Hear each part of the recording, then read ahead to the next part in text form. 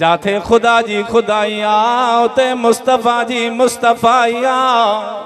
सुभान तो अल्लाह। शायर फरमायो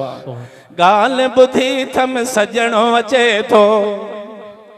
गोले खे कंजो ॾियण अचे थो गाल बुधी थम सजणो अचे थो गोले खे कंजो ॾियण अचे थो सहन पयो सिंगारिया सिंगारिया महबूब जो वाटो निहारिया ऐ सहन पयो सिंगारिया सिंगारिया महबूब जो वाटो निहारिया ऐ गाल बुधी थम सजणो अचे थो गोले खे कंजो ॾियण अचे थो सहन पयो सिंगारिया सिंगारिया महबूब जो वाटो निहारिया ऐ सहन पयो सिंगारिया सिंगारिया महबूब जो वाटो निहारिया गुल पतियूं हण बलब ऐं बतियूं दिल थी चवे लाया तारा खतियूं गुल पतियूं हण बलब ऐं बतियूं दिल थी चवे लाया तारा खतियूं मुश्कन जा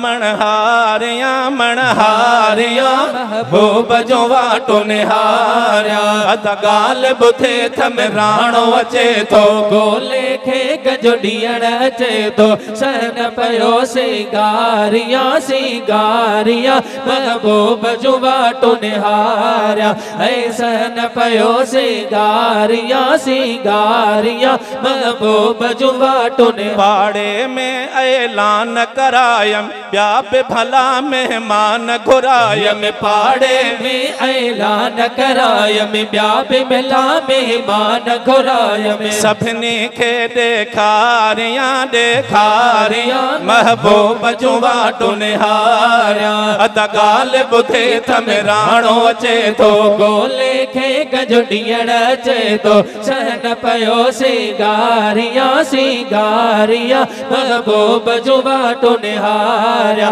ऐ सहन पयो सिंगारिया सिंगारिया महबूब जो वाटो ने गीत गज़ल पयो गाया वायो जेके अथ में इंतजार मिठायो गीत गज़ल पयो गाया वायो जेके अथ में इंतजार मिठायो पयो जानब आडो झोंगारिया झोंगारिया महबूब जो वाटो निहारिया अद गाल बुधे थम राणो अचे थो गोले खे गजो ॾियण अचे थो सहन पयो सिंगारिया सिंगारिया महबूब जो वाटो निहारिया ऐ सहन पयो सिंगारिया सिंगारिया महबूब जो वाटो ने शाहिद ॾाहिर ठारो शाखा शेर लिखा पयो नंढड़े लाइखा शाहिद ॾाहिर ठारो शाखा शेर लिखा पयो नंढड़े लाइखा मत सादन में साराहिया